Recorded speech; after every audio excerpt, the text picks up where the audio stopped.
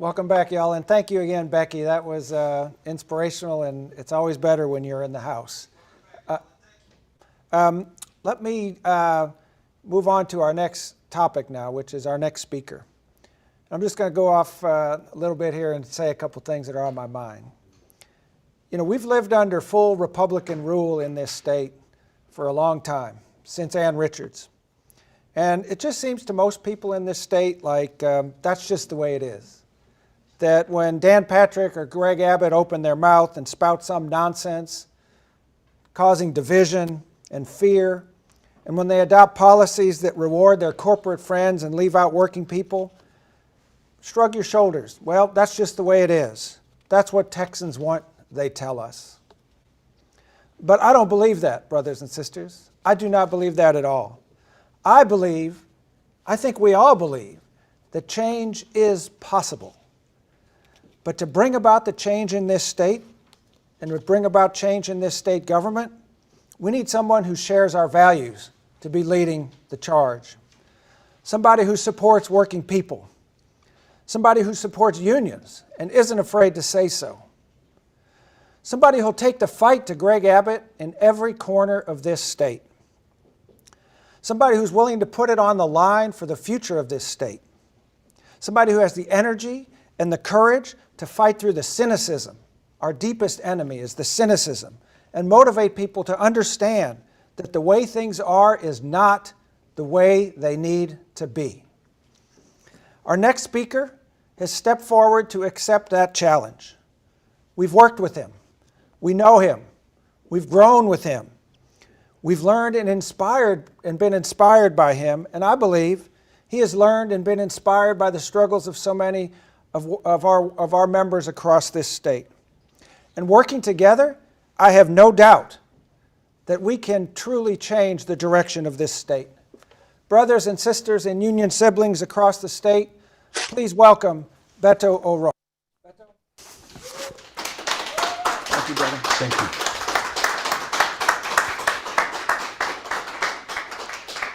you. It is truly an honor to be with you.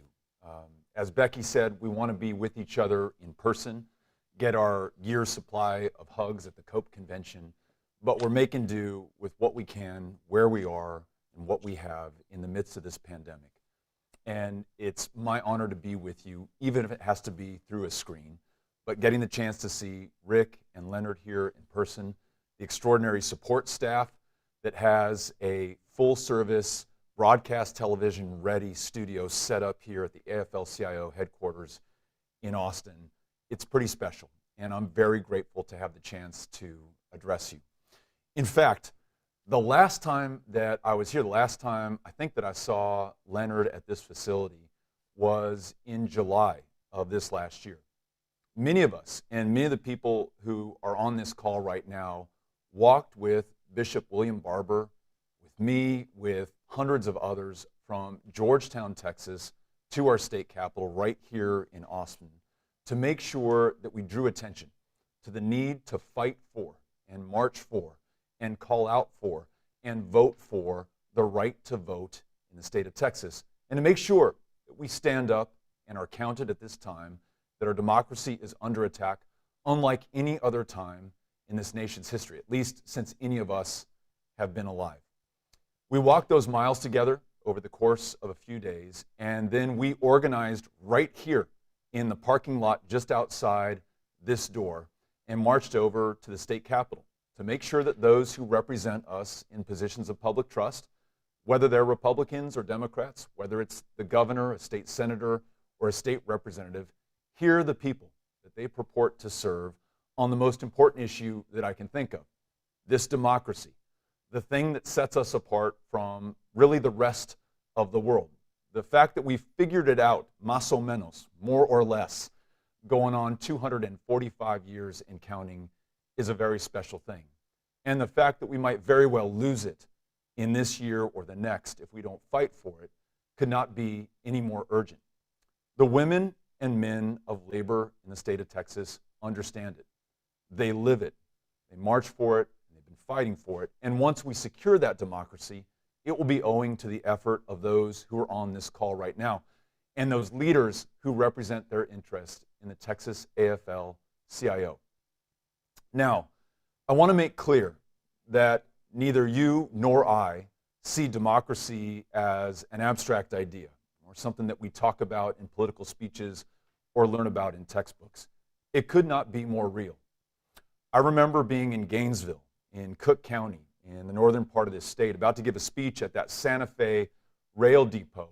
And someone pulled me aside before I took the stage, and they said, Beto, in 1944, just outside of the city limits of Gainesville in Cook County, an entire division of Texas men and boys marshaled, organized, got trained, and then they shipped off for England, where in a couple of months they boarded transports, they crossed the channel, and they landed on the beaches of Normandy. Now, every single one of those men here in the state of Texas, be they Republicans or Democrats, no matter who they prayed to, what other countries they came from before they were Americans, all of them shipped out together, knowing that not all of them would come back home.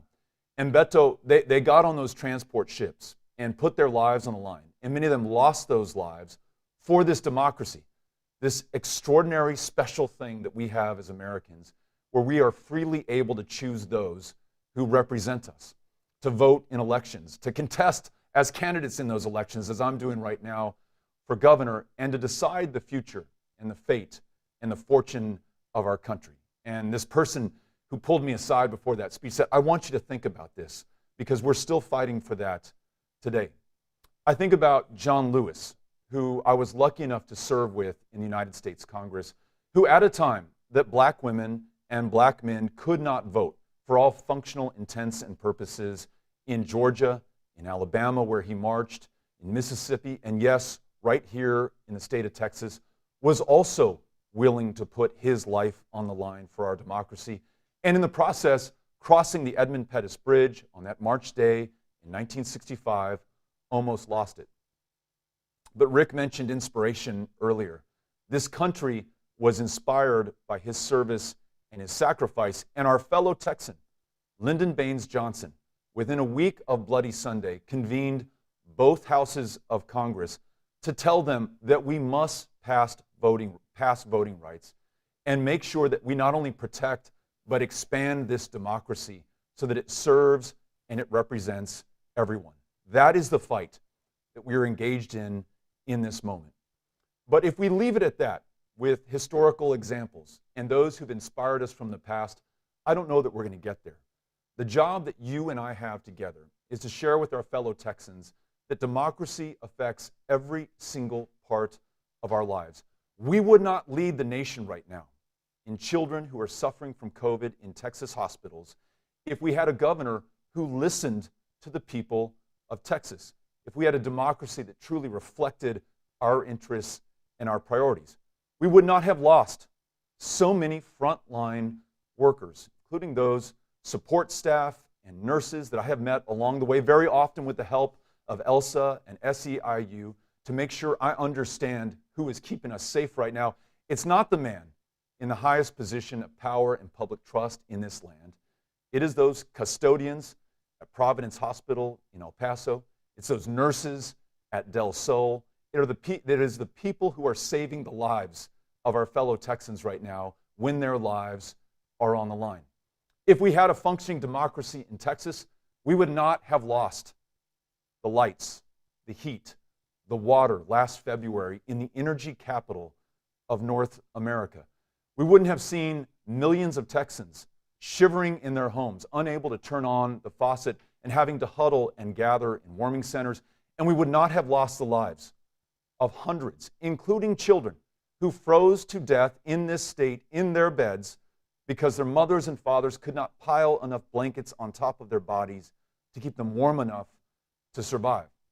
Our government today does not reflect the interest or the priorities of the people of Texas.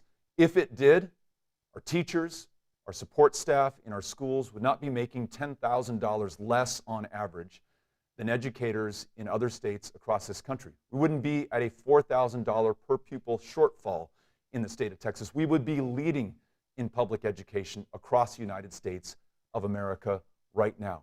We need to make sure that we connect democracy, the right to vote, this election, and turning out to the polls to the issues that most affect us in our lives.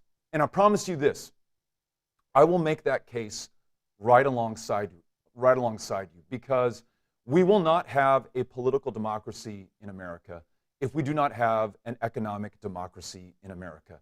And there is nothing that AFL-CIO in Texas has been fighting more valiantly and successfully for than that. Making sure that every Texan is paid a living wage, or is able to see a doctor when they need to, or if their kid is sick, or they want to take care of their parents, or they're having a child, that they're able to take some time off of work, and when they go back to work, they have safe conditions that they can look forward to, that they're protected, that they're represented, that they're served as they drive the economy of this state, the 9th largest economy on planet Earth today. I want to make sure that I make that case with you, and to prove that it's not just talk and that we're walking the walk as well. The very first event that we had in this campaign on the 16th of November was with Geronimo and our friends at CWA in San Antonio, where before I spoke to anybody, I listened to those who had assembled there to find out what the priorities are in San Antonio for CWA, for AFL-CIO, and for working women and men across the state, especially those frontline workers. When I was in Beaumont, I met with the steel workers, both on the line and in the food pantry that those workers had set up that is funded by AFL-CIO and the donations of all the members who are on this call right now, to make sure that those workers who have powered the success of ExxonMobil, have secured the energy independence of the United States of America, know that we have their backs. I've been on Zoom calls with ELSA and SEIU, learning from those, again, who are on the front lines at this critically important moment.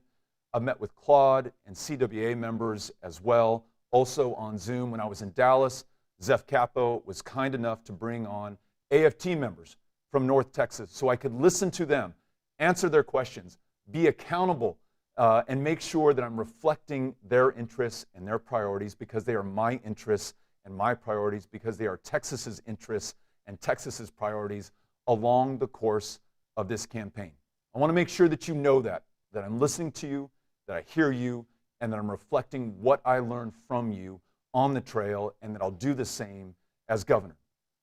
Because listen, if you have been to any of our campaign rallies or heard any of my speeches over the last 2 months, you've heard me repeat 3 main priorities for this state that will allow us to get past the incompetence and corruption of Greg Abbott and do the big things that we as Texans should be known for. 1, making sure that the best jobs in the United States of America are created right here in Texas. 2, making sure that we have a world-class system of public education for our children and for the taxpayers who support it. And 3, making sure that we expand Medicaid so that more of our fellow Texans can see a doctor and get connected to the health care that will literally save their lives and allow them to live to their full potential. On every single one of those issues, no governor, including me, could do this without you. In fact, on issue number 1, job number 1, which is jobs, you literally wrote the book on it. The Texas Climate Jobs Plan that you wrote last year, written by the women and men of labor from across this state, will create more than 1 million jobs in the coming years. High value, high wage, union jobs that make sure that we can keep a roof over our head, food on the table, provide for our kids, but most importantly, make sure that we have personal fulfillment in our jobs, and that this state leads to make sure that we confront the challenge of climate before it's too late. Your plan is my playbook as governor.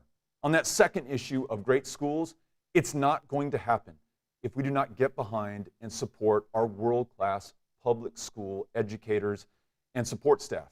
If I were governor right now in the midst of this pandemic, I would gather every single educator I could and listen to you and say, how do we keep you in this profession at a time that we are losing far too many of you, at a time that 1/3 of starting school teachers leave the profession within the first 5 years?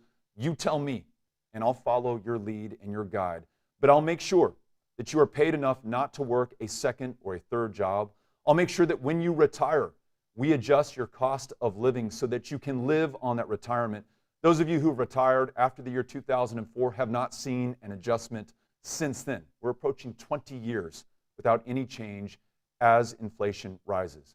We're going to make sure that no standardized test, no matter how high the stakes or how high the pressure, is going to be used to define your performance, your child's progress in front of you in that classroom, or the potential that you have to unlock a lifelong love of learning in the children of this state. And on that third issue, Medicaid expansion, being able to see a provider, a doctor, get a prescription filled, take your child to a therapist, I'm going to listen to those who are on the front lines right now, who understand this issue better than anyone else in America, to make sure that we are following your lead. Our current governor has left $100 billion on the table since he took office of federal money. That's your money and my money, because we're all federal taxpayers, that could have come to Texas at a time that the federal government was going to pay 95 cents on the dollar for Medicaid expansion. All that money's locked up or being sent to other states right now. As governor, I'll take yes for an answer. Bring Medicaid expansion into Texas. Make sure that we save more of these rural hospitals and clinics that are closing by the dozens across the state of Texas. Support those nurses and frontline workers and the custodians and everyone who makes it possible to deliver world-class care in the state of Texas.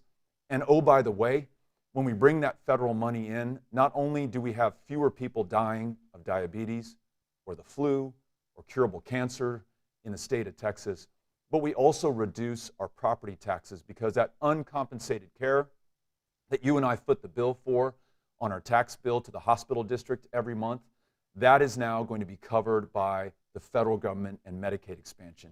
I mentioned LBJ earlier, signing the 1965 Voting Rights Act. That same year, that same summer, he signed Medicaid into law. Let's get back to our roots and back to taking care of one another and back to doing right by our fellow Texans. That's what I want to do as governor, and I'm only going to be able to do it with your help. So this is the task before us. If we're going to get past the small stuff, the petty things that our governor's doing right now, the gross incompetence and corruption, the extreme rightward lurch that has put a $10,000 bounty on the head of anyone who tries to assist any woman making her own decisions about her own life, her own body, and her own future. We've got to win this election, but we've got to make sure that we carry a message that what we are doing, this very democracy for which we are fighting and where we are going to exercise our vote when early voting starts in October and Election Day in November, is literally going to make the difference in the lives of those in our lives, our coworkers, our colleagues, our classmates, our neighbors, our friends, and our family. I'm counting on you just as you are counting on me to have those conversations. And I know that if we run this race together, we will win it for one another, for our fellow Texans, and for the generations that will follow us. So today, I humbly ask for your endorsement, your support, and the ability to run and win this campaign with you and for you. Thank you so much for everything that you all are doing for the state of Texas right now. I'm so excited to get out there and to be with you once again, and we'll see you very soon on the trail. Thank you, everybody. Beto. Thank you. Thank you, brother. Appreciate it. that. Yeah. Oh my God, that Gracias. was amazing. So, just a second, come on in here, Leonard. First of all, thank you so much. Sorry about that. Thank you so much for laying out a vision of what the reality is for people. I think we all need to make sure that we are not distracted by the BS that is being thrown out there about what's at stake in this election. I think what you did was just lay it out completely, and I can only imagine how the world would be different if we accomplish this goal of working together to make that happen. So we want to thank you for coming and bringing that message. We want to thank you for your personal sacrifice in putting yourself out there happening. We have you can't wear this till the official endorsement, but, no, I'm just kidding. But we do want to give you our Texas AFL-CIO. Awesome. This is what our volunteers will be wearing. We're fighting for Texas workers, and we want you to wear this proudly on your campaign trail, and we know you'll be fighting with us too. So thank you so much, my Rick, brother. We thank you so appreciate much. it. Thank you so Leonard, much. Thank you. Thank you. Let's Very get a picture grateful real to you. quick. Can we get you in the middle? Absolutely. Get in the Get you in middle. the Put middle, this right sir. here.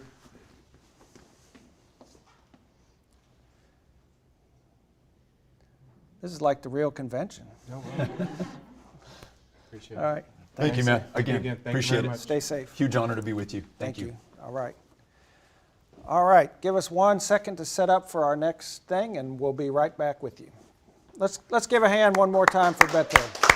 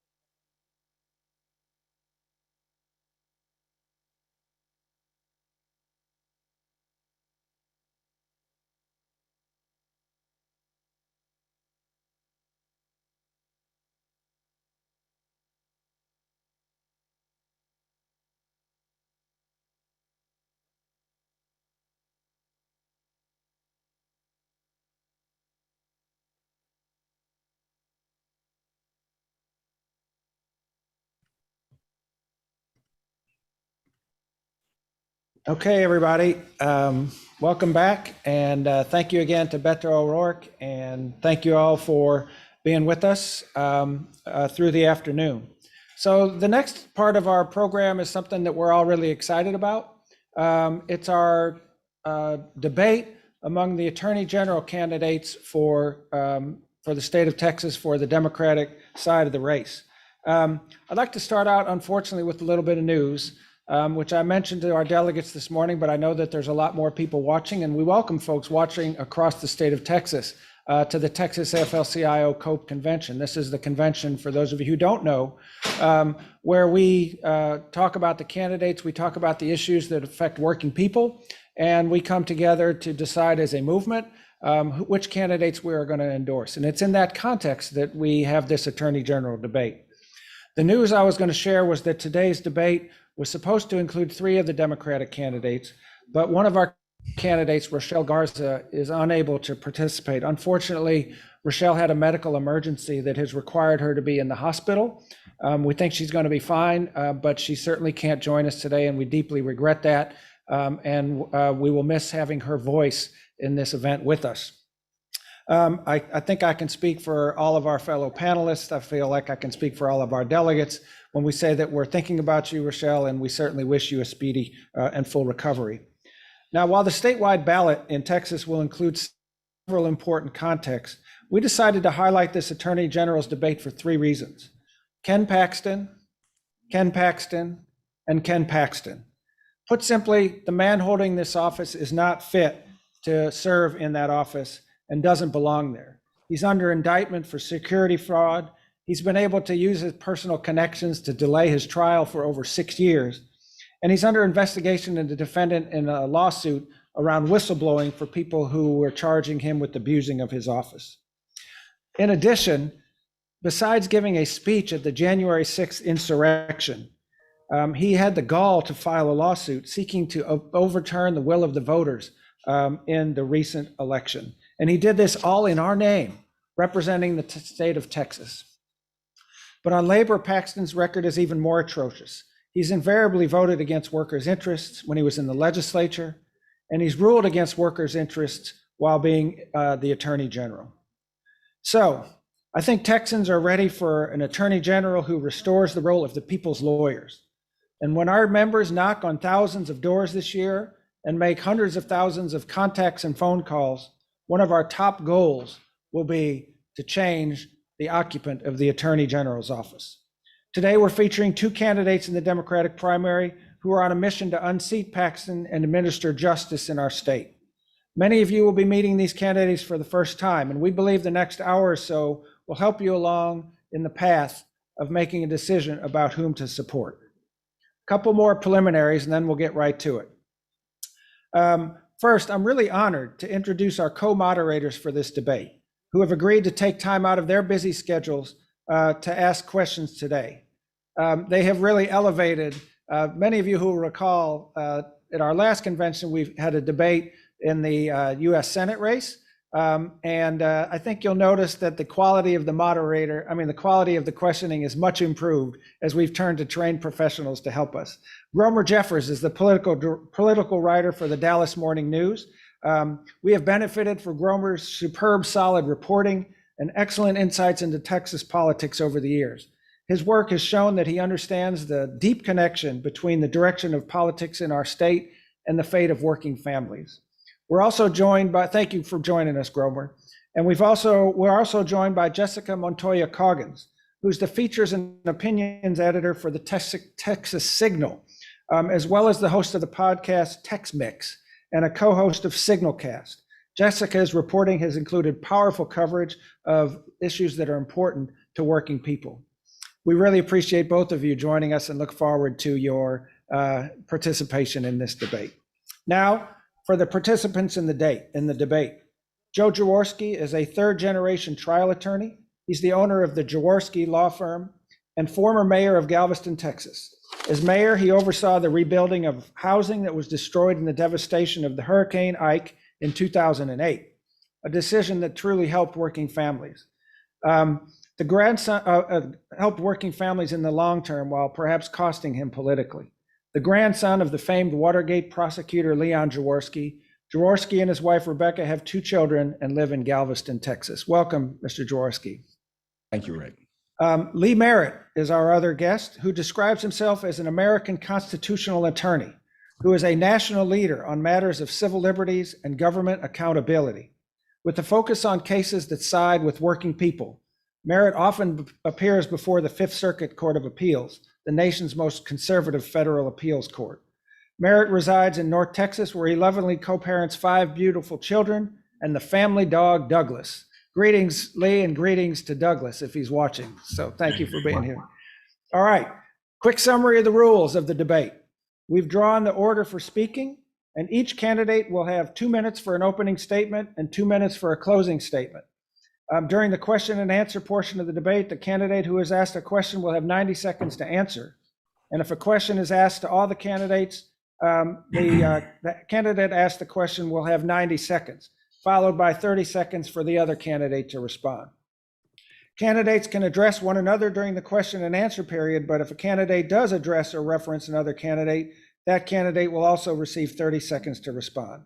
Candidates will receive time alerts and be subject to the iron hand of the moderator if they transgress. Right. Some of the questions that we'll ask reflect suggestions we solicited from union members across the state for this debate. And we have requested of our co-moderators that they focus on issues that affect working families, but they will ask questions that they deem appropriate as independent journalists. So, everybody ready?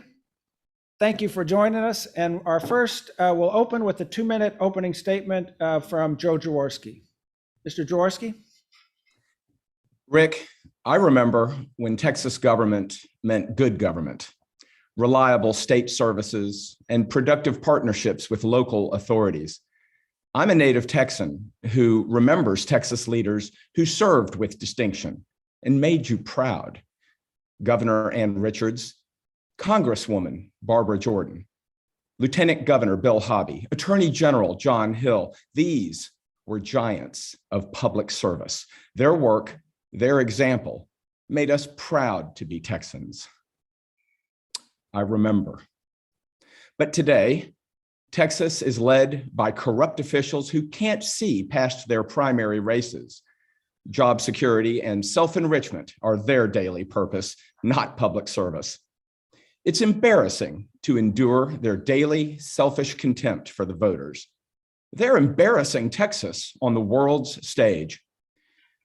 How far we've fallen from that time not so long ago when our government enforced safety in the workplace, stood up to powerful corporations, and served working Texans.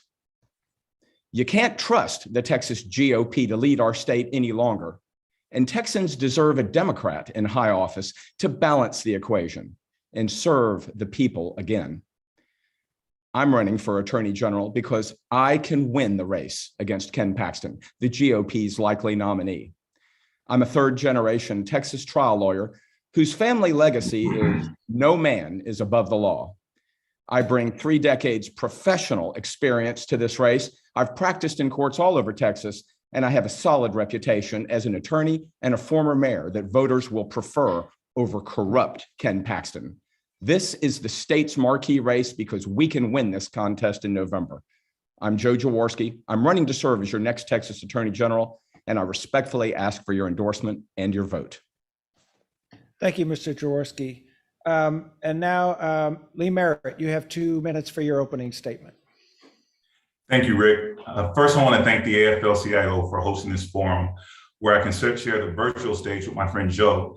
I regret that our colleague Rochelle Garza was unable to join us, and I'm sincerely praying for her and her family. We look forward to seeing her back on the campaign trail.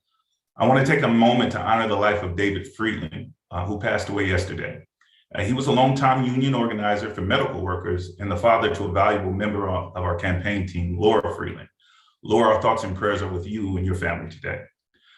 Although my family roots can be tracked back to San Angelo, Texas, back when the region represented the state's westernmost border, guarded by the Buffalo Soldiers, I'm a born-again Texan, purchasing my first home in McKinney, where I raised my 4 children and our family dog, Douglas. I'm a former school teacher and a member of the American Federation of Teachers. I joined the Dallas Independent School District as a recruiter, which allowed me to crisscross this great state in hopes of drawing the nation's best and brightest into the classroom to help build the future.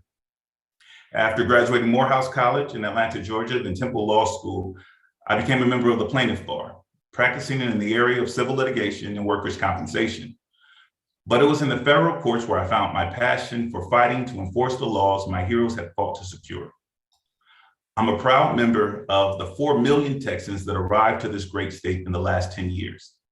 I launched my national civil rights practice in Dallas, Texas, in order to confront the attack on civil liberties by Texas state actors, using the protections offered by federal law. My practice has gained international notoriety for combating governmental abuse and advocating for community empowerment.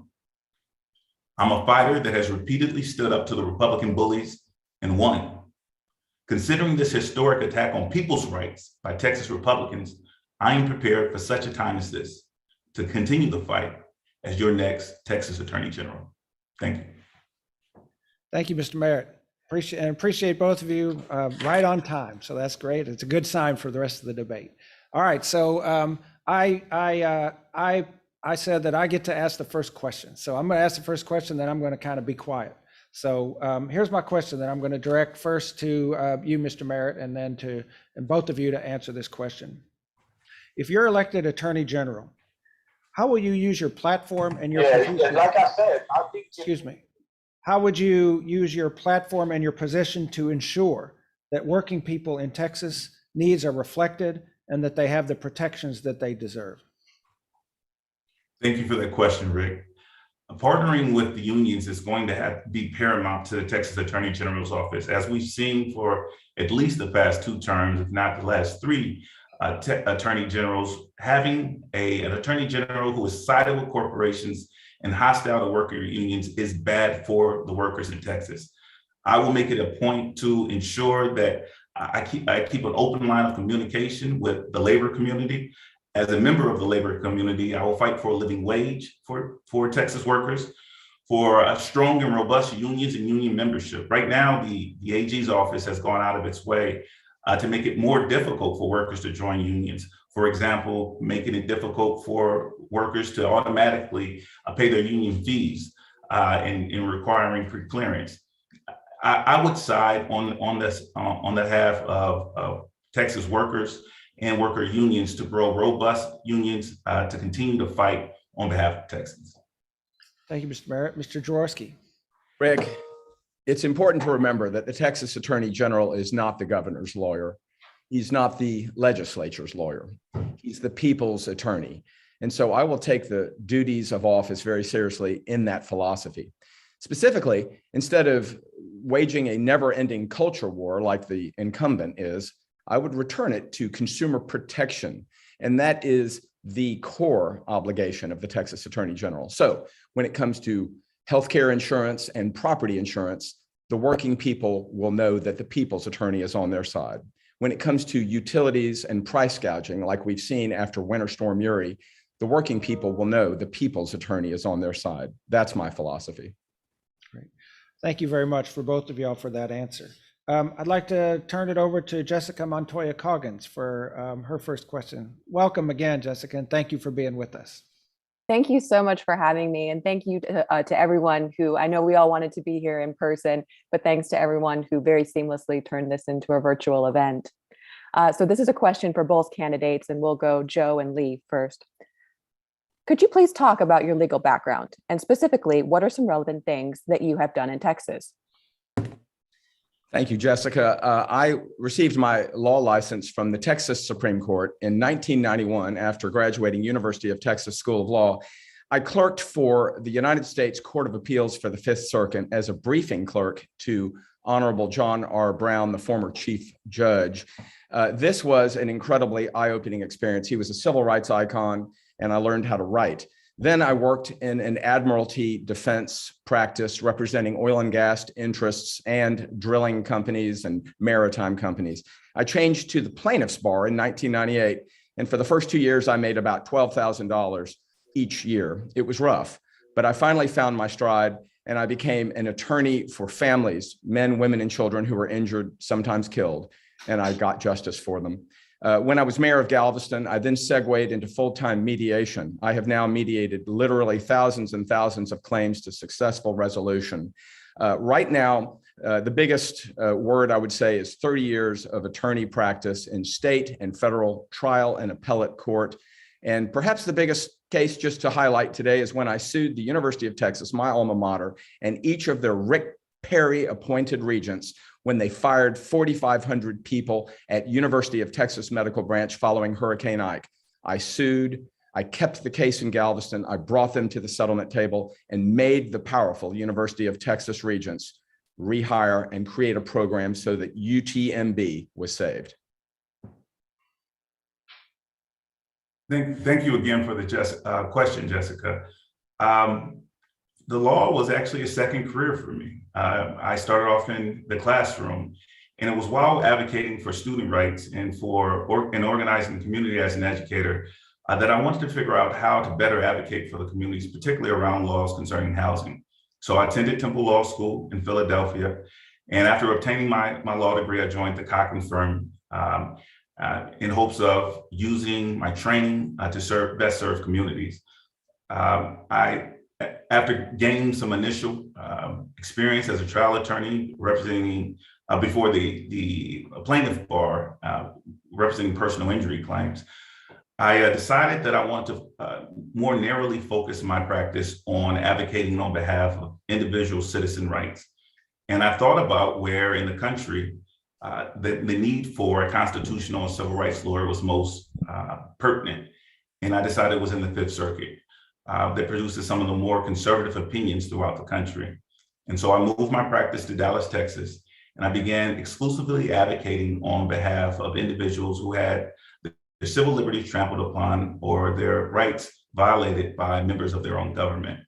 I went on to represent the first family in the history, in the last 50 years of in Dallas County who had an officer held accountable for the murder of a 15-year-old named Jordan Edwards. I went on to represent the family of Tatiana Jefferson in Tarrant County, Botham Jean in Dallas County, veteran Damian Daniels in Bexar County. I've represented dozens of families all throughout the state of Texas, gaining a national reputation for securing rare accountability for officers where they've typically eluded liability.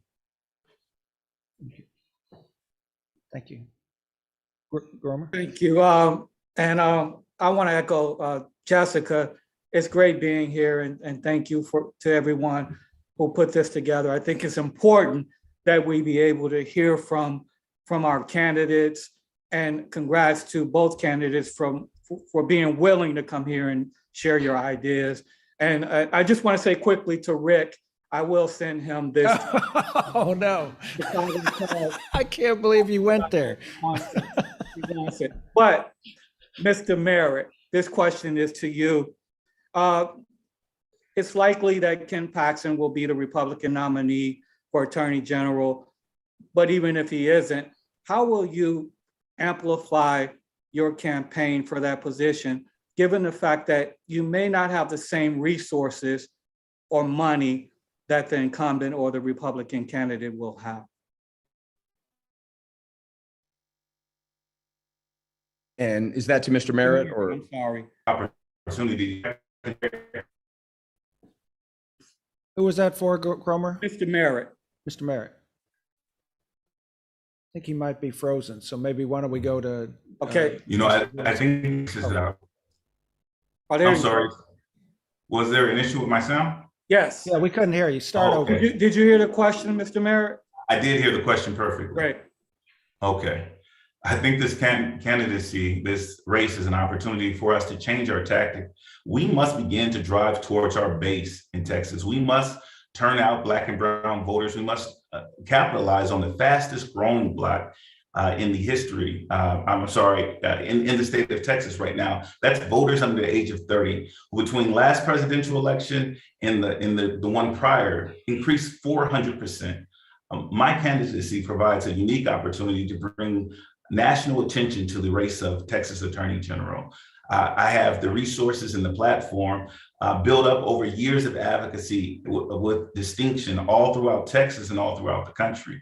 And so this is our opportunity to signal to some of the communities in our state who have often felt unrepresented by our slate of candidates, to show that we have a real commitment to progressive values, to show that we have the energy and dynamism to attract voters who have typically stayed home, particularly in off-year elections.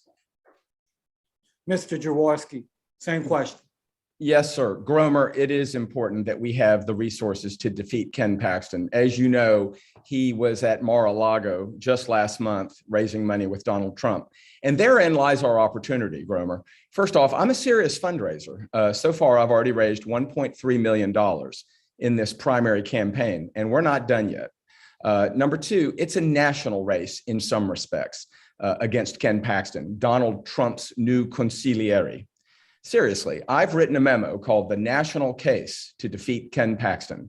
And while this is clearly a Texas race and the Texas Attorney General needs to be taking care of business here at home, we have an opportunity to raise money nationwide because, number one, Ken Paxton is Trump's counselor. And if you want to stop Trump in 24, you need to stop Ken Paxton in 22. But secondly, Gromer, he's a vexatious litigant, and he's hell-bent on destroying the Biden administration and democracy itself. Am I exaggerating? I don't think so. So I think that there will be willing contributors all across the nation. And as you know, there are no limits. So let's play under the rules that we all play under, and I'll take Mr. Paxton on. He can raise all the money he wants, but he can't hide the truth. Okay. Regina? Jessica, I'm sorry. People make that mistake all the time. So once again, for both candidates, and we'll go Joe and then Lee. So as you said, Ken Paxton is a vexatious litigant, and he has very much led the way in trying to dismantle DACA. How would you, as an attorney general, lead when it comes to this, especially if you are in the position with a divided state government? Well, thank you, Jessica. And I'll remind that, even as a divided state government, I think it would be fascinating to be the only Democrat in a room of Republicans, because the Texas Attorney General is a statewide constitutional executive. And as we all know, when the Texas Constitution was written, they decided to sort of, atomize the executive function. So it is a weak governor, and the legislature is part-time. But the Texas Attorney General is 24/7. On the question of DACA, just like Senate Bill 8, just like some of these election laws that they've passed, the Texas Attorney General, as a Texas lawyer, has a duty under the Texas disciplinary rules of professional conduct to make his or her own examination. And if the position the client is asking you to advance is frivolous, then you have a duty of candor to the court to take a better approach. So on DACA, on abortion, on other matters, I will exercise my God-given judgment as educated in the state of Texas and as an attorney for the people to take my own position. So just because the governor and the legislature say it one way, Jessica, I have my own views. And especially since immigration is a federal matter, these questions where the governor gets to just insert his own opinion and spend billions of dollars down on the border of our money, he would have a different sheriff in town with me as Attorney General.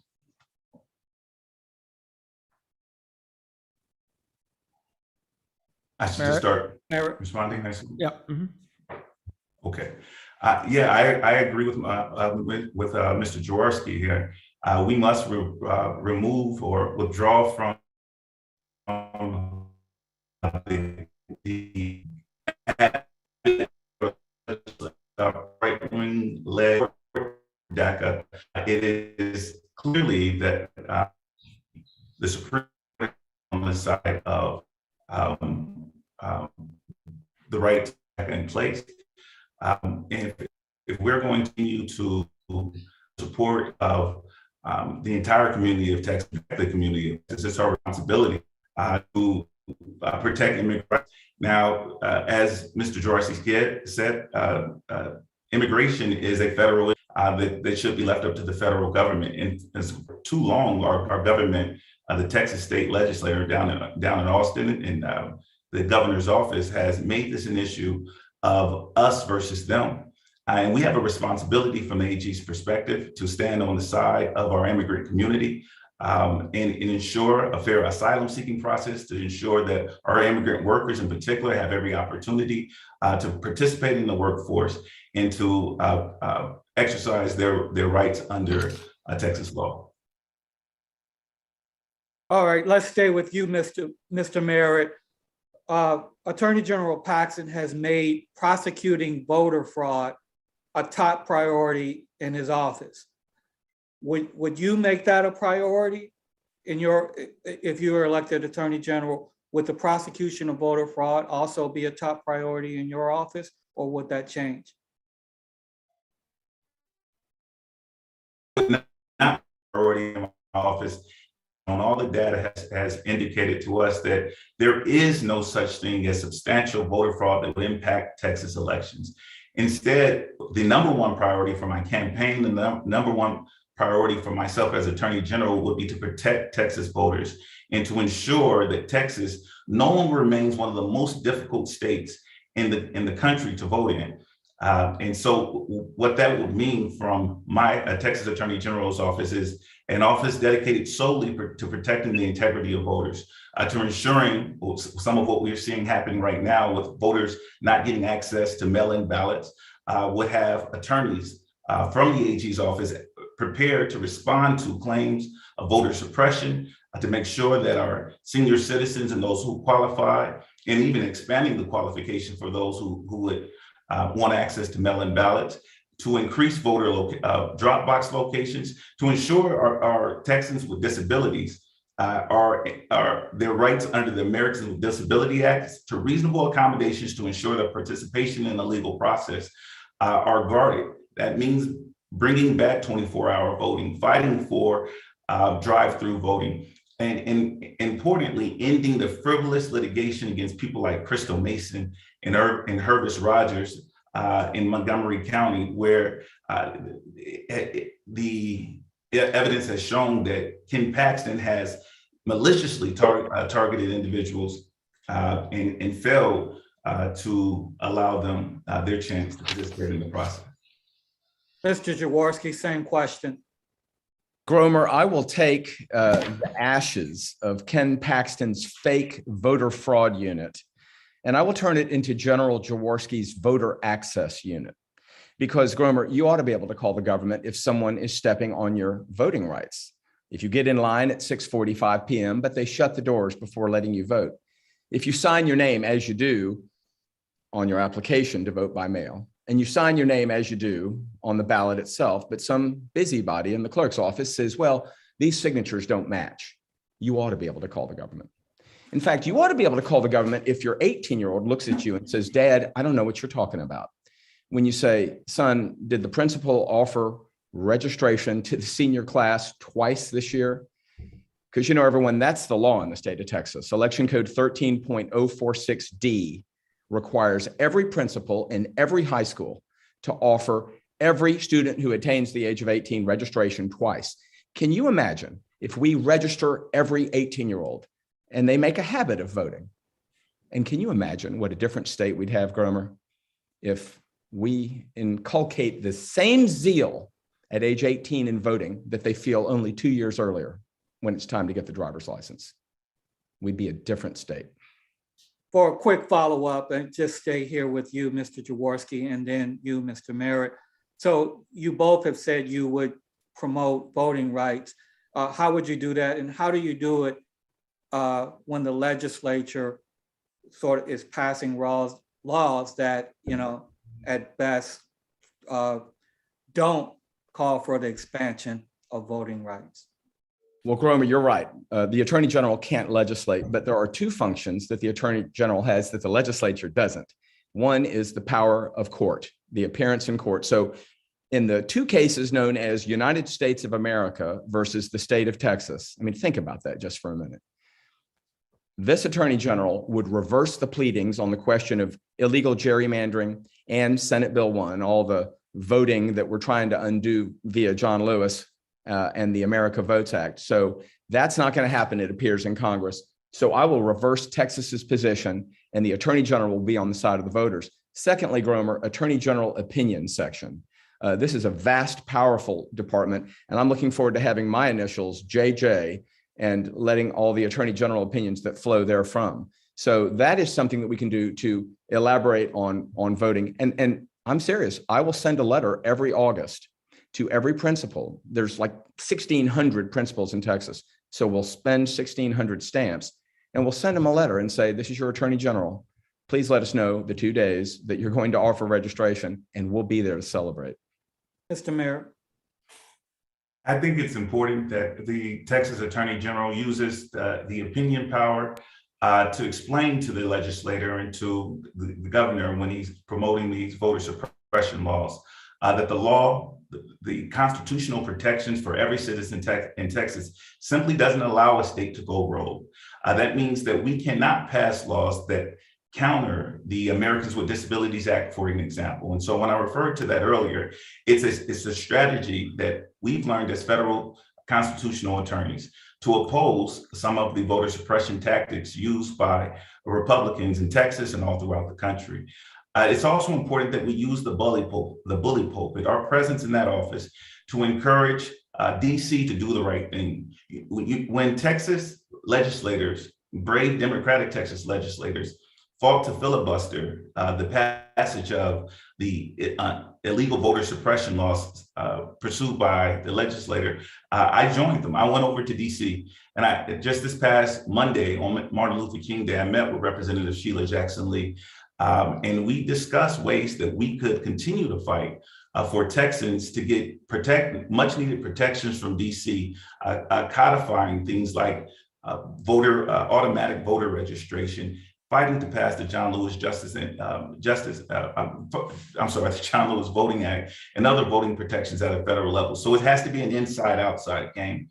Fighting using the power of opinion and our presence in the courtroom to challenge unlawful voter suppression tactics, and joining the national community and attorney generals across the country to fight for statewide voter protection rights. You're muted, Rumor. I was saying, Jessica, go ahead. Okay. Great. So currently, Ken Paxton is fighting tooth and nail against getting his communications released in the lead up to January 6th. So on that note, starting with Lee Merritt, will you agree to comply with and enforce the Public Information Act as an Attorney General? The failure for Ken Paxton to comply with the Open Information Act has been a source of frustration for me as an advocate for Texas families for many years. And it was one of the reasons I decided to run for the Texas Attorney General's office. Watching families being denied access that the law has already granted them access to is something that must stop. And I, of course, commit to the full transparency that the people of Texas deserve. I also commit to ensuring that the Texas Attorney General's office has integrity in place by having folks from the outside come and review our actions, so that we're not simply investigating ourselves, but that allowing and opening our office up to an audit for integrity from outside agencies to ensure that the AG's office doesn't continue to police itself. And same question, Joe. You're muted. You're muted. You're muted, Joe. Yeah, you got me. I pride myself on that never happening, but we're all human. Jessica, I do commit to that, of course, and there will be no question that I will be the most transparent Attorney General in my life. There will be experience that I can draw upon as well, because as a local government official in Galveston, Jessica, for a total of 8 years, city councilman, mayor pro tem, and mayor, we had annual Texas Public Information Act training. In fact, I've had so many open records requests asked of my emails and cell phones. I know how that works. And it's just good to not lie. It's good to be transparent. Big difference between me and Mr. Paxton. All right.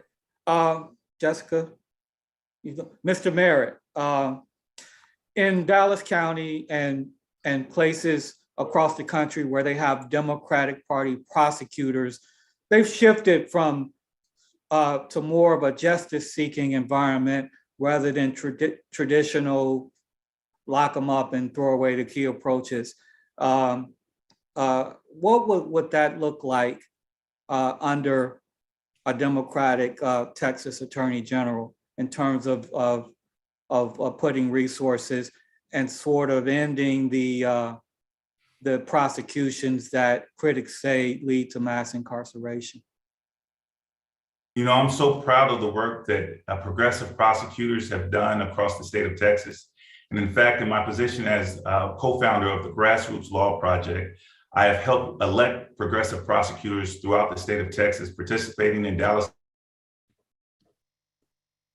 election of John Crusoe, who has gone out of his way to ensure that crimes of poverty are not treated as criminal offenses, but that individuals who are found in need get access to the resources that they would need to serve their families and their communities, ensuring that individuals in mental health crisis are not treated as criminals, but are rerouted or diverted to locations that provide them both the mental health services and the resources that they need to become full citizens. I've worked with the Bexar County prosecutor, the Travis County prosecutors, and I continue to be proud of the work that they do. But we see an Attorney General's office right now, and Ken Paxton, who has made them public enemy number one. He keeps calling them Soros-funded prosecutors. A claim alleging that because they were able to draw on the support, major support and resources from outside of the state, where their government has failed to support them, that they're somehow guilty of wrongdoing. The truth is that support should be coming from Austin. It should be coming from the Texas Attorney General's office and the $1.26 billion budget that we have to improve the lives of Texans. I will refocus the Texas Attorney General's office as a source of support for these progressive prosecutors and continue to ally myself with them to provide them the additional help and resources that they need to serve Texans. Mr. Jaworski. Gromer, as we know, the Texas Attorney General, as a constitutional officer, we look to the Constitution for his or her duties. Criminal prosecutions, as you know, are assigned to the various district attorneys and sometimes county attorneys. So here is a real opportunity for the Texas Attorney General to change course. As our cities grow, as they are routinely blue, we have progressive prosecutors and county attorneys. Like my home, Harris County, where I was born, we have a great DA, Kim Ogg, and we have great County Attorney Christian Menifee. They have innovative plans. As a former mayor, I take this very seriously. Local decision-making authority is key here. So the Texas Attorney General should be supporting cities and counties, and I'll throw in school boards, rather than fighting them for his colleague, Greg Abbott, in this case. They need to take their authoritarian thumb in Austin, in the governor's mansion, in the Attorney General's office, away from local decision-making authority. So as prosecutors in Dallas, Houston, El Paso, San Antonio, and the like come up with progressive policies, I will be there to support them because that is their province. Thank you. All right, again, questions for both candidates, and we'll start with Joe and then go to Lee. How will you establish the Attorney General as a people's lawyer that bolsters consumer defense and oversight of public offices, the governor, and the legislature? Well, you know, a little known fact about me, Jessica, is I am a lifetime drummer. I've played in so many bands, I can't count them, and I love drumming. And as a jazz drummer, there's this great old saying, less is more. You can imagine what that means, you know, lay down the beat, put a solid beat down.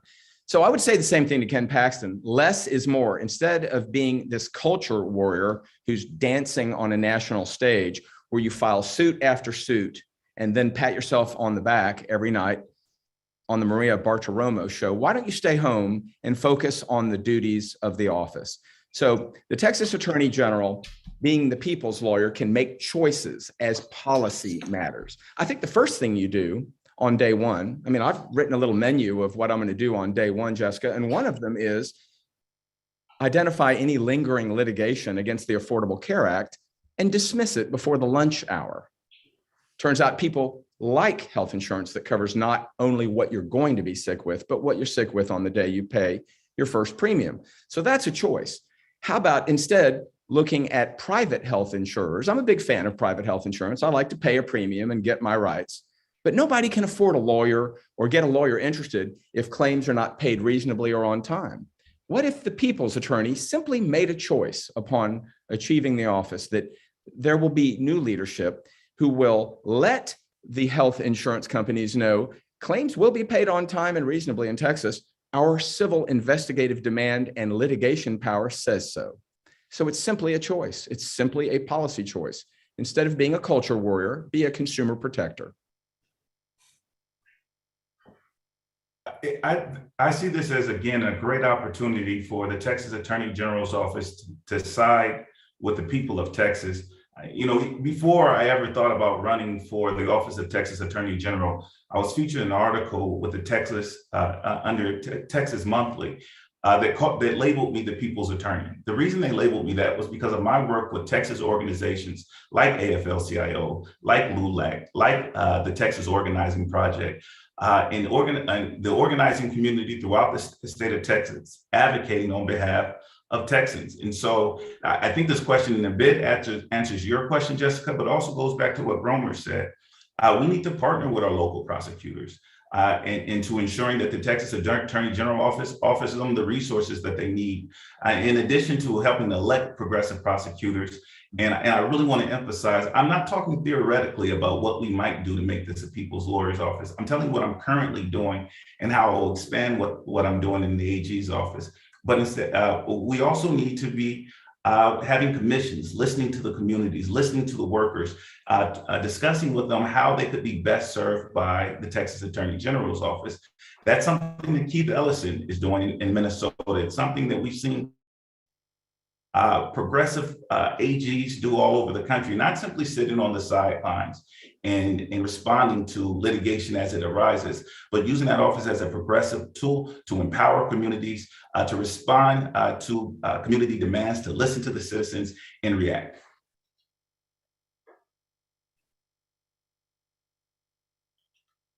Okay, this question is to both of you, and let's start with you, Mr. Mayor. It's from a voter. So no one is above the law. It's heard daily on social media and in the news. And I dare say that most Texans believe in this saying. So how do I, as a voter, know that you, as the Attorney General of Texas, have the inner moral courage and conviction to follow the law and prosecute anyone who breaks the law? This conviction has lied at the root of my practice as a civil rights attorney throughout the state of Texas since I first got here. No one is above the law, and even powerful, insulated state actors who violate citizens' rights must be held accountable. Obviously, the current Attorney General has run afoul of that. He's been criminally indicted in my home county, in Collin County, for the last 5 years. And in my efforts to protect citizens' rights, in my efforts to advocate on behalf of Texas families, I gained the enmity of the Republican Party, and they accused me of crimes, of expanding my practice beyond what I was allowed to do. And when they accused me of those crimes, unlike Ken Paxton, I took it to court. I showed up in court. I didn't duck it. And when that opportunity provided itself, I simply won. I fought for my right to advocate and protect Texans.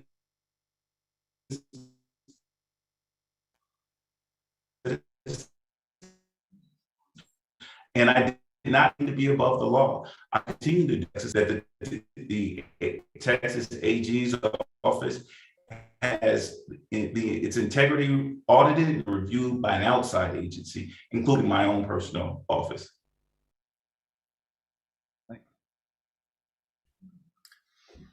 Okay, Gromer, it's your turn to be muted and talk. I know your image. I was just wanted to say Mr. Mayor's image is down. Yeah, I think he might be trying to save his bandwidth. Okay, great. Mr. Jaworski, same question. Sure. Well, Gromer, those are words that ring very true to me because my grandfather said them in the United States Supreme Court in U.S. versus Nixon. No man is above the law, not even the president. What an appropriate mantra in running against Ken Paxton. So the question is, what about me? How can I assure voters that I've got what it takes? I think, look back to my time as mayor of Galveston. I won a 5-way race without a runoff. Oh, the victory lap was sweet, let me tell you. But this was right after Hurricane Ike. And when it came time to use housing and urban development dollars that we were given, oh, everyone loved the new fire station and the new wastewater treatment plant and the money for private home rehabilitation. But when the mayor, Joe Jaworski, said, we have got to keep our word to housing and urban development and rebuild our public housing that had been so damaged, it was destroyed. And it was time to rebuild. I said, we're going to do it. People didn't want me to. Whether they were racists or just economically interested and they didn't want competition with the mayor using federal dollars. So it was a very unpopular time, but I appointed a progressive board and we could tell that I wasn't going to get reelected. So we made sure that we called a meeting before my runoff election expired. and we signed the notices to proceed. 3 years of federal litigation ensued, Gromer, but we beat them every step of the way in the federal court and the appeals court. Even though I was out of office, I was at the groundbreaking, and 2 years later, I was at the ribbon cutting. Now, Galveston is actually choosing to build a third neighborhood. So my plan shows that I lived the mantra that Sam Houston first told us: do right and risk the consequences. All right, so both of you have cited reproductive rights as something you'd like to lead in, especially in the wake of Senate Bill 8. However, it is very likely that Roe v. Wade could be overturned in the next few months. So how would you do that? And we'll start with Joe and then go to Lee. Sure. Well, until Roe v. Wade is overturned, Jessica, you're right. That's the law. I mean, Senate Bill 8 is on its face unconstitutional. Now, whether the Mississippi case that could be decided by June reveals that the Supreme Court is hostile to Roe v. Wade and attempts to just abandon 50 years of stare decisis, we'll see. But the Texas case is not going to be heard in this session of the Supreme Court. So clearly, the new Texas Attorney General is going to be on board when that case gets heard in 2023 and decided.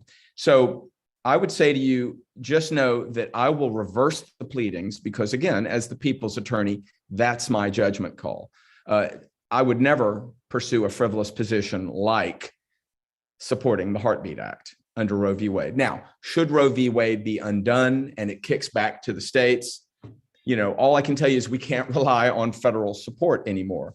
But what we can do is look at the Texas Constitution and look at the United States Constitution again. I mean, Congress, obviously was repelled by the Shelby decision in 2013 when they found the Voting Rights Act after, 50 years unconstitutional. And now we're trying to fix that with congressional acts. So using your power as an advocate, using your power in the courts, using attorney general opinions, all of these things, including the Texas Constitution, would be a way that the Texas Attorney General can rescue and support reproductive rights.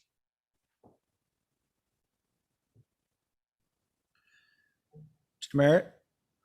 I'm sorry, it says the host has stopped my video and that I can't restart it. Okay, let's start it up. Yeah.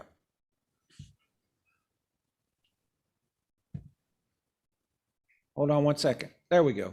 We're just trying to make it to where we can see. Go ahead. Yeah, you gotta love technology. All right, thank you. Not today. Yeah. It is so important that the Texas Attorney General's office takes a strong stance in support of the 14th Amendment, in support of respecting women as full and equal citizens, able to make their own personal and private decisions about their reproductive rights. And as Texas Attorney General, I would withdraw from the pleadings in support of SB 8. And as was pointed out earlier, if it happens to be that the United States Supreme Court decide to move forward with anti-Roe v. Wade law, it's equally important, just like in the voting rights battle, that we go to DC and we ask for the codifications for the protections of Roe v. Wade. Until then, Roe v. Wade is the law of the land, and Texas's heartbeat law is in fact a violation of the law. And it's absurd, the arguments that they're making before the Supreme Court, that because we've deferred the power of the Attorney General's office to anybody in the country, that it's not in fact the state of Texas who is violating women's rights. We must stop our war on women. We must show a real commitment to protecting women's rights in the state of Texas, and I commit to that as the next Texas Attorney General.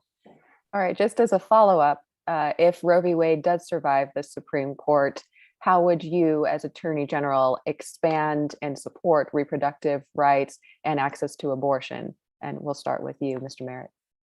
Well, we have to end the wasteful and senseless fight against Obamacare. We need to expand access to health care for Texas women. If Republicans really claim to care about the unborn fetus, then why is infant mortality in the state of Texas on par with some third world countries? We have to show and why are Texas women still some of the most uninsured in the country? We need to end the senseless fight against providing health insurance options to poor and working class Texans. And that's how we protect the integrity of the womb. But in the meantime, the decision to protect, the difficult decision to continue or terminate a pregnancy must remain the jurisdiction of Texas women, and Greg Abbott and Ken Paxton must mind the business that pays.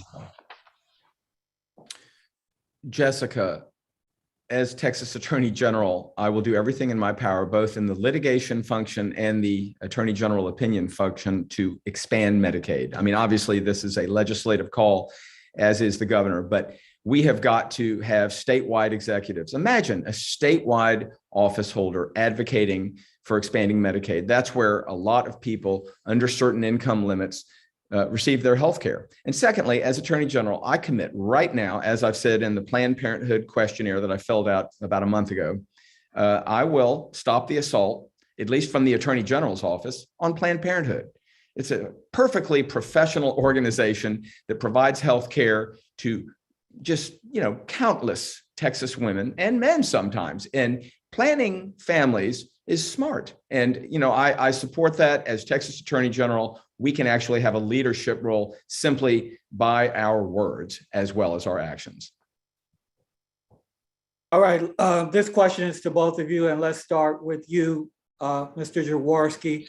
As you know, Republican attorney generals, including Greg Abbott and Ken Paxton, have been hostile to Democratic presidential administrations. In fact, Abbott once famously said, and I'm paraphrasing him here, I wake up in the morning thinking about how to sue President Barack Obama.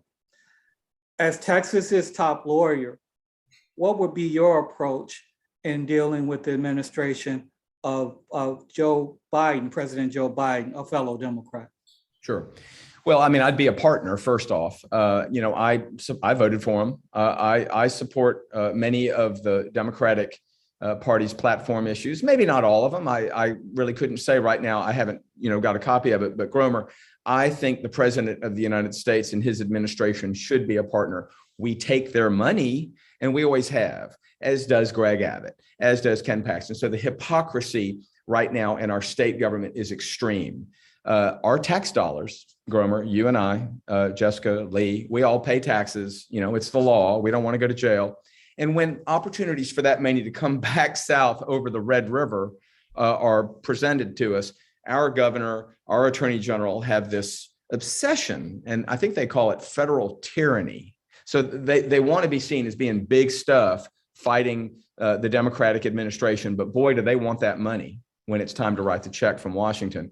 Enough of the hypocrisy, all right? So, Gromer, honestly, I will be a partner to all good solutions. And that certainly includes immigration. Instead of fighting this culture war and demonizing these poor souls and looking for someone to victimize, why don't we just deal with the real villain, which is the Mexican cartels? And let's work together with the Department of Justice. The Attorney General, for example, can, put some of our very wealthy budget toward hiring special assistant U.S. attorneys on our dime and put them in the Southern and Western District of Texas. And let's fight the cartel. That's partnership with the federal government.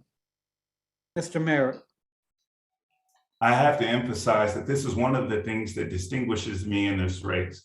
I already have a working relationship with the White House, with the Attorney General's office, with senators on the Hill advocating on behalf of Texas families. In fact, I meet with the Attorney General's office and members of the White House Council tomorrow to discuss executive orders that the president can take in order to take on the issues that we were not able to get passed, or that the United States Congress were not able to get passed because of a filibustered Senate. And then when speaking with the White House counsel and advocating for specific provisions like ending qualified immunity in Texas, they said that there was only a certain limit that the president could achieve through executive order. And they said if only they had attorney generals throughout the states who would be willing to work with their office in order to follow their lead as they take on some of the provisions that the people of Texas so desperately need. And so in addition to fostering and continuing that relationship with the White House and with members of Congress, I will foster my relationship with people like Keith Ellison and Kwame Raoul in Illinois and Aaron Ford in Nevada, and the Democratic Attorney Generals Associations, who I continue to build a relationship with, exchange ideas, and talk about how we can pursue interstate and intrastate litigation to protect Texas citizens, how we can partner with the United States Attorney General to see real progressive change throughout the states. All right. In 2020, a judge in Waco refused to issue same-sex marriage licenses. Ken Paxton declined to reprimand that judge, going against his own commission. What would you do as Attorney General if that situation arises under your tenure? And we'll start with Lee and then go to Joe. I would support the LGBTQAI community. I would respect and honor same-sex marriages and the protections that they should include, in addition to attempting to deny these relationships about love, about citizenship, about equal rights. We've seen a protect against workers' rights, and I think it's important that we discuss this in front of the AFL-CIO in this forum, denying same-sex couples access to the benefits that straight couples receive, saying that there is no requirement under the law for our government or Texas governments to respect those relationships and offer those protections.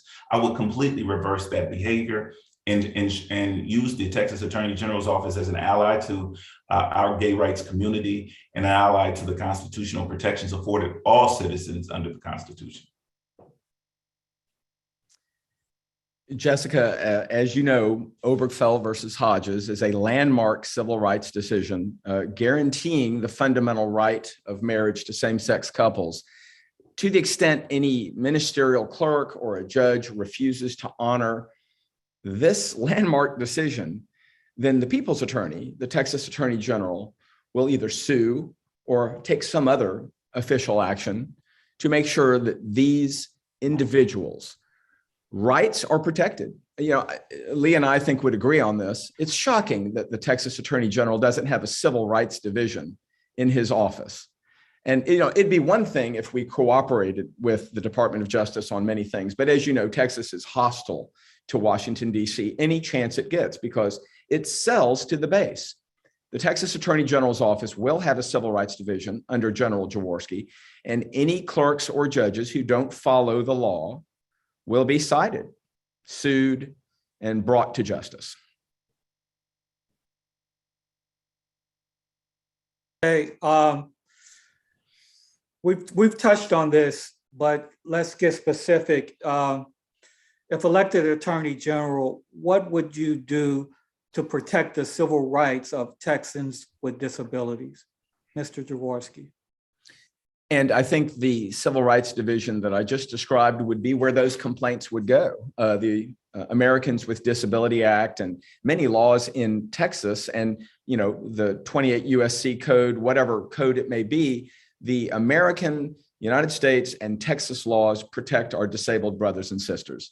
That is the law of the land. So the Civil Rights Division under General Jaworski would be where you would take those complaints and where capable attorneys would file suit and issue civil investigative demands to private employers or local governments should they not be doing their job under these laws. Disabled Texans have rights, and in the General Joe Jaworski office, they will be protected. Mr. Merritt. I echo those sentiments. We have to protect the rights of the disabled community using the laws that currently exist. But I have to emphasize again that this is not a theory for me. I'm not sitting around saying, hey, when I'm Attorney General, I will be able to do this. This year, the nation's largest disabilities rights group, the Disabilities Rights Association, offered me the National Champion of Inclusion Award because in pursuit of my federal litigation on behalf of Texas litigants, on behalf of Texas families, I have made it a point to rely heavily on the Americans with Disabilities Act, enforcing those provisions that are often ignored by the governor and Texas lawmakers. It is critically important that we include Texans with disabilities in the conversation about civil rights, about social rights, and that inclusion has been a hallmark of my practice as a national civil rights attorney, and it will be a hallmark of my tenure as Texas Attorney General. All right. Will you refrain from filing frivolous litigation seeking to undermine local control of cities and school districts? And we'll start Mr. Merritt and then Mr. Jaworski. 2015. That's what you're doing. Love the technology. Not today. Let me be emphatic against this. Yes, I will refrain from filing civil lawsuits or frivolous lawsuits against our schools, against our school districts, against our board members. Local control used to be the mantra of the party.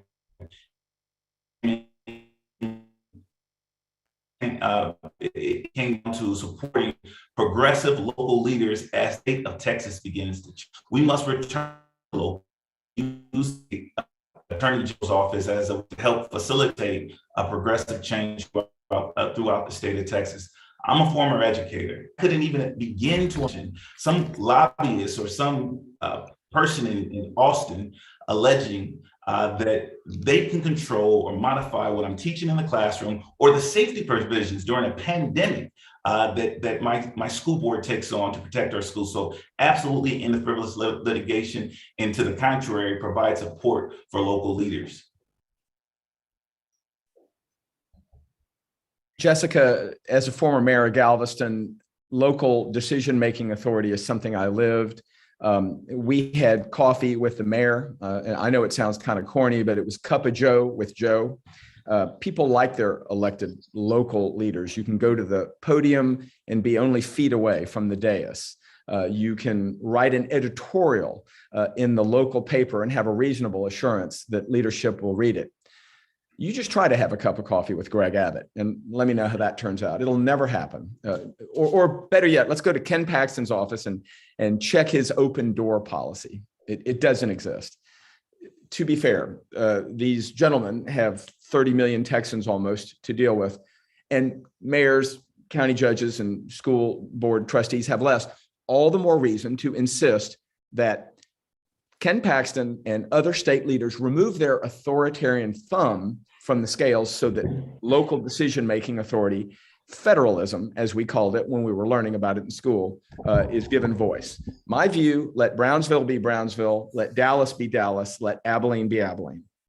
Only caveat, and a good example was in the Houston Chronicle yesterday, when a city like Alvin, Texas, decides to announce that they are a sanctuary city and no abortions will take place within their city limits.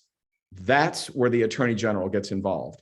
But when you say frivolous, I would assume you'd agree with me that's not a frivolous lawsuit.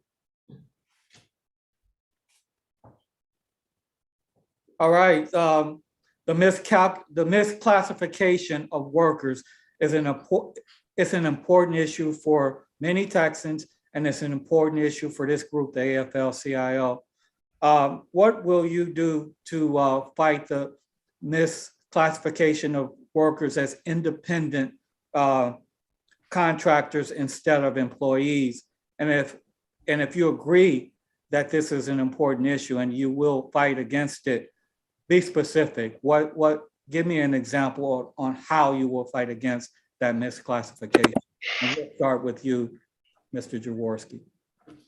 Well, first off, that is one of the, number one issues that labor leaders complain about, is that employers abuse the independent contractor versus employee definition so that they can save money and get a leg up over people who are following the law. What I'd like to say to the AFL-CIO, and I am raising my hand, you have a friend in labor. I have represented steel workers in arbitrations when I was a young plaintiff's lawyer in Texas City, and my brother Lee Medley taught me a lot. So did Sam Munn, God rest his soul. What I would say is this, that whether it's by statute, Gromer, or case law, or collective bargaining policies, the Texas Attorney General should be on the side of the working Texan. And I think labor is ascendant now. I think people have reached a level where it is very difficult to make it in today's society. All the inflation and gun rights and everything, that's all great. But no, the minimum wage hasn't progressed in literally over a decade and a half. So let there be an attorney general who is a friend of labor. Let there be an attorney general who specifically understands case law as developed in Texas courts and Texas statutes, and who can go into court in Texas and do something about it. That's who you'll have with Joe Jaworski. Mr. Merritt. I absolutely commit to ensuring the proper classification of workers, not as independent contractors for the convenience of employers so they can avoid the requirements under the law to support their workers and offer them the benefits that they need. And this reminds me of another issue concerning a worker's rights, and it has to do with the privatization of public responsibility. And so we've seen it probably most emphatically nowhere else, both in our schools and in our prisons, where the government has begun to shift resources away from the public sector and the accountability that involves and the benefits that it involves to the workers, to the private sectors, deferring their responsibility and using those tax dollars, the dollars that we put in that come with accountability to private interests. We must end that. But, you know, I was reading Ted Cruz's book, I apologize, and he was talking about when Greg Abbott was the Attorney General, he told him as the Solicitor General, as one of the lead litigators for the state of Texas, to go about the state and look for conservative ways to fight on behalf of the extreme right. I would similarly recruit some of the best solicitor generals, attorneys throughout the state of Texas, throughout the country, and tell them to go and fight on behalf of workers. Texas is the 9th largest economy in the world, but it seems that all the benefits go to the businesses and very few trickle down to the workers. And that's because we don't have an active attorney general's office who is willing to use that office as a tool to support the workers. And so that is one specific way, identifying progressive, intelligent, highly accomplished solicitor generals to fight these fights for us. I won't fight them myself in court because it's our responsibility as the executive to unleash the power of that office to impact more than just one case at a time, but the entire state of Texas. All right, this is the last question before closing statements. You guys agree on a lot of the issues here, but simply, what makes you the better choice as a Democratic nominee for Attorney General? Start with you, Mr. Merritt. First, I have to take my hats off to my colleague, Joe Jaworski. He is a formidable opponent and a passionate advocate for the people of Texas, and I thank him for his service. This is our time in Texas to win statewide. The last election came down to less than 4%. And we need to nominate a candidate who not only has the national profile and the laurels to do the job, and I've proven that. I've argued cases all throughout the state of Texas on behalf of families impacted by civil liberties violations. I've argued cases before the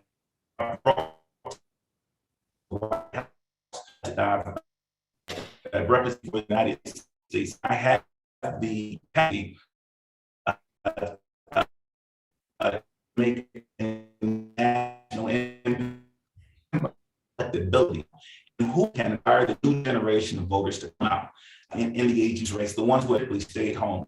Mr. Jaworski pointed out the fact that he's raised a lot of money, and that's important. But I want to point out another metric.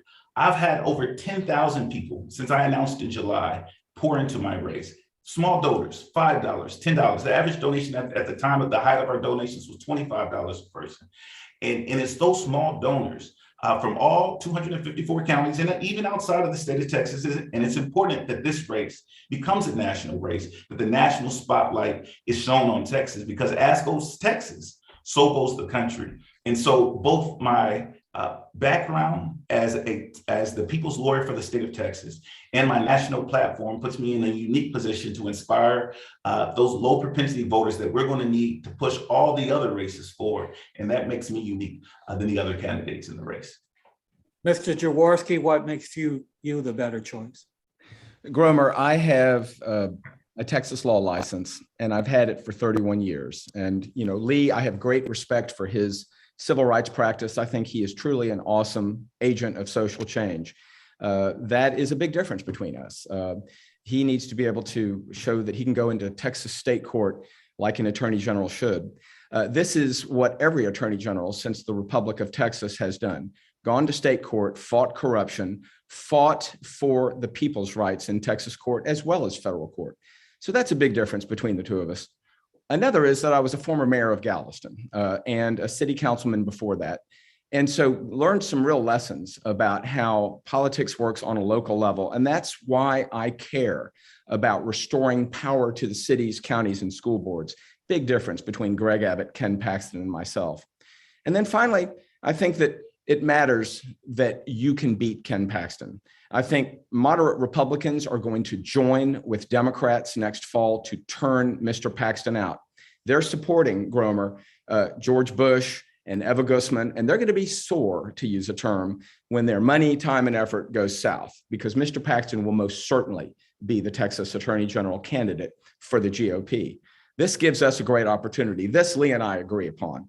Mr. Paxton is whistleblown, he's investigated, he's indicted. He is so covered up with his own criminality. I don't understand how he could even stick his neck out to do one investigation on any of his colleagues in state government. And that typically happens in state court. That's bad for Texas because there's rampant corruption going on. I think that I would be able to take that to Mr. Paxton and change the course in Texas. Great. Well, Mr. Gromer, might I ask a question hold on one second. Yeah, in the rules, hold on one second. I think that in the rules we had, when somebody says something specific about another candidate, that they would be given 30 seconds to respond. So Mr. Merritt, why don't you do that, and then we'll do the closing statements. Thank you so much. I want to emphasize that when I came to Texas to practice civil rights law, I knew that I would become a target for conservative Republicans. And historically, the conservative Republicans, like they did for the attorney of Martin Luther King, Fred Gray, or even Thurgood Marshall, has used the Texas bar to go after our practice. And so I've decided not to join the Texas bar so that I can continue to fight for Texans all throughout the state. However, I've suspended my civil rights practice as Texas Attorney General, and under the rules of reciprocity, I have the right to waive into the Texas bar, and of course I'll do that. However, it's important to emphasize that the Texas Attorney General's office is not, you're not applying to be a litigant, you're applying to be a general. 30 seconds, thank you. Okay, thank you. Very good. Thank you for respecting that, Mr. Merritt. Yes, sir. Okay, all right. Well, look, we want to make sure each candidate has an opportunity to make their closing argument. And so we're going to go in reverse order from how we started. And we'll start with Lee Merritt. Lee, your 2 minutes start right now. Thank you so much. I thank you, Joe, for engaging us in this spirited debate where we can discuss the issues with the people of Texas. Just last Monday on MLK Day, I had the opportunity to travel with State Representative Sheila Jackson Lee to Willer Ave Baptist Church, where Houston Mayor Sylvester Turner gave the address. And what Mayor Turner challenged us, the listeners at Willer Ave Baptist, was to remember Dr. King was fighting alongside workers like you all when he was gunned down. He reminded us that King knew full well that he would likely be killed for his advocacy, but he stood up anyway. Mayor Turner then gave us this charge. We have work to do. That including for voting rights in Texas, for women's rights, for our public schools, with allying with labor. That work will require leaders willing to roll up their sleeves and stand with the people of Texas in the streets and in the courtroom. When I began this work in Texas, I knew that I would come, they would probably come after my law license, and that I had fought so hard to obtain. I suspected that they might come after my freedom. And if history was any indicator, this fight might very well cost me my life. I've stood up and fought anyway.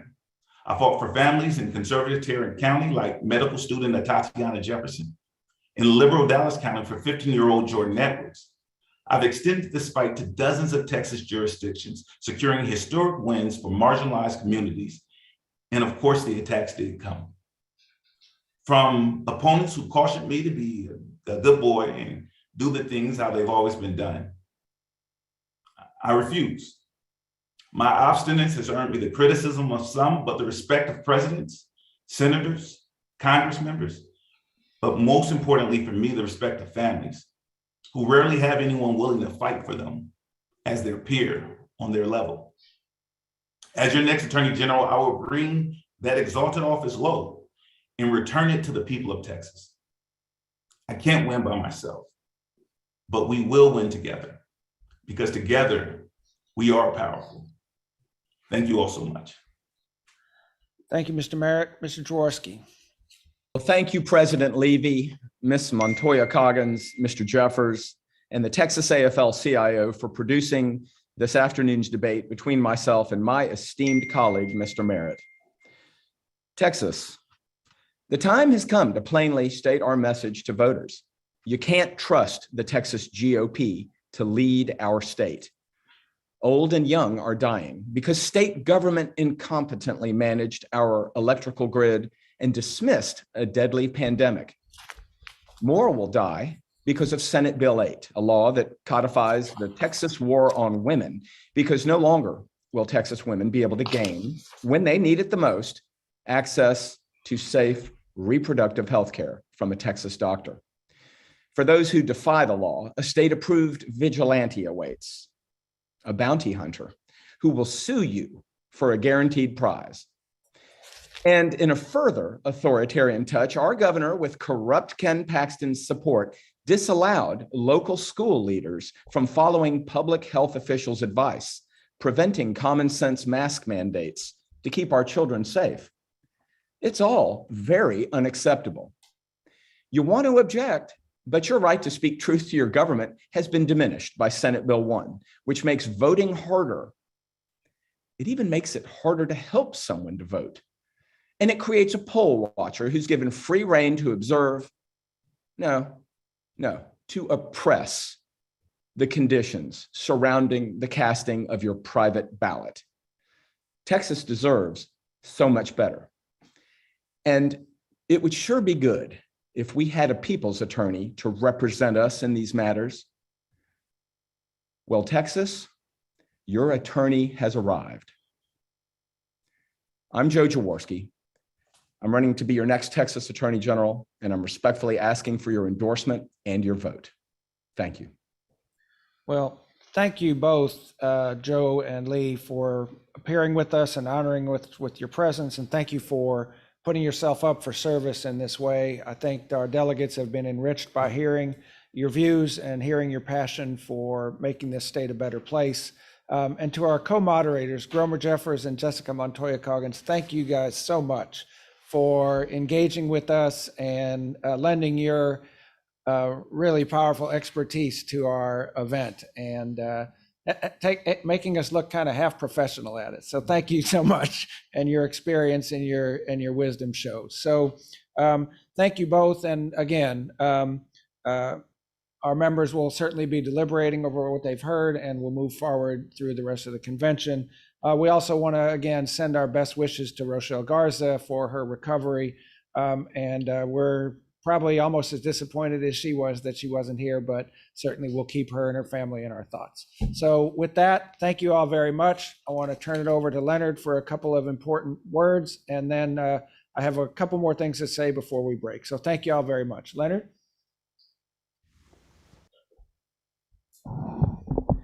Thank you again, President Levy, and thank you to Jessica Montoya Coggins, Gromer Jeffers, and again, Lee Merritt and Joe Jaworski, and Rochelle Garza. Hopefully you get to feeling better soon. How great was that? The first AG debate in Texas AFL-CIO was the first one to put that together for us. So thank you very much to the staff and everybody that got that put together. Again, we got to thank our sponsors, and this one is a huge sponsor. It's been a supporter for as long as I can remember. And that's going to be IBW 716 out of Houston. Thank you very much, IBW 716.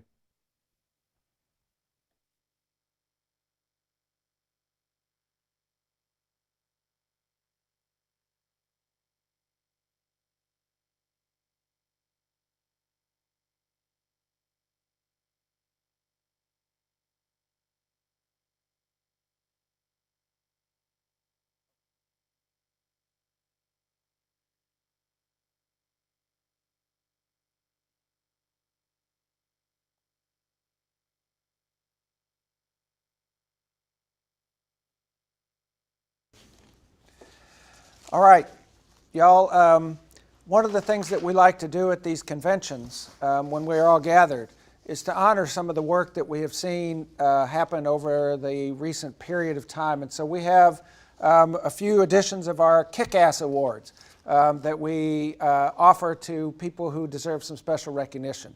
So, Leonard, will you show them the Kick-Ass Award? That's what it looks like. See, you get how that works? Do I have to explain it? Are we good? We're good. All right. Our first award is to the Austin Central Labor Council. And why are we picking the Austin Central Labor Council? It's for their outstanding campaign that helped destroy a partisan right-wing proposal to take over the city of Austin budget via a referendum and to stand up for funding for all working people that work for the city in whatever capacity, not just the police department. So to the Austin Central Labor Council, we offer you this Kick-Ass Award, and we will provide it to you. All right? Let's Thank put you, it together Rick. I don't see all the hands clapping. Yes, okay. Very good. Oh, here you go. Yeah. I'll do this one, then you do Which the one you last two. want? I'll do this one. All right. Will it be this one? Yeah, whatever. All right. Yeah, yes, sir. This is a fine, here you go. The next Kick-Ass Award is going to be presented to the San Antonio Central Labor Council. Got a special place in the heart back home in San Antonio there. For the indispensable work protecting collective bargaining rights for all workers while being a voice for police accountability. So congratulations to the San Antonio Central Labor Council. There you go. Oh, yeah, go ahead. The next one that Wait a we minute, have. before you go, I just want to say to the San Antonio Central Labor Council that they did a really powerful thing, and I don't think we should do it.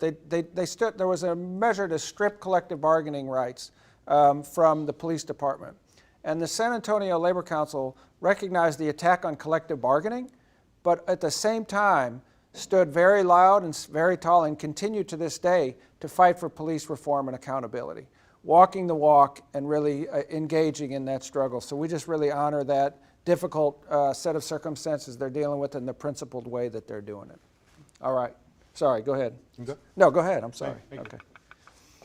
The next award is going to go to somebody that we all know and respect, and has put in years of service here at the Texas AFL-CIO. And this is just a small token, just saying thank you, Renee, to Renee Latta for all your years of work advocating powerfully for working families at the Texas Legislature.